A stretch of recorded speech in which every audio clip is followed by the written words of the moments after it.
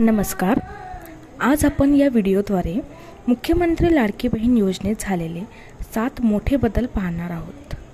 पहिला आणि सर्वात मोठा बदल हा आहे की सदर योजनेसाठी अर्ज मुदतवाढ करण्यात आलेली आहे. तरी आपण 31 ऑगस्टपर्यंत फॉर्म भरू शकता आणि अर्ज करणाऱ्या महिलांना 1 जुलैपासून दरमहा 1500 रुपये.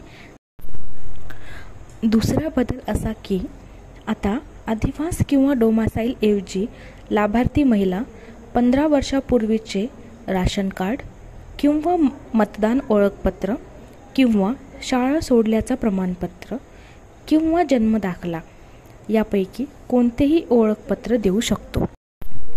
तिसरा बदल म्हणजेच 5 एकरची अट आता रद्द करण्यात आली आहे. चौथा बदल वयवाढ करण्यात आलेली आहे. सुरुवातीस 21 ते 60 वर्ष वयोगटातील महिला अर्ज करण्यास पात्र होत्या, परंतु आता ही वयवाढ करण्यात आलेली आहे.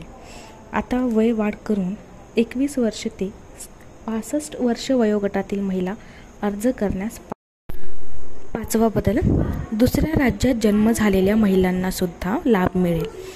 जर त्यांनी महाराष्ट्रातील अधिवास असणाऱ्या पुरुषाबरोबर विवाह केला असेल तर त्यांच्यासाठी त्यांना त्यांच्या पतीचा जन्मदाखला, शाळा सोडण्याचे प्रमाणपत्र आणि अधिवास प्रमाणपत्र म्हणजेच डोमासाईल ग्राह्य धरते. 6वा बदल ज्यांच्याकडे उत्पन्न दाखला नसेल त्यांच्यासाठी महत्त्वाचा हा बदल.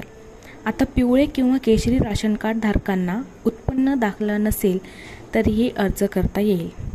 7वा बदल अविवाहित महिलासुद्धा आता या योजनेचा लाभ घेऊ शकतात.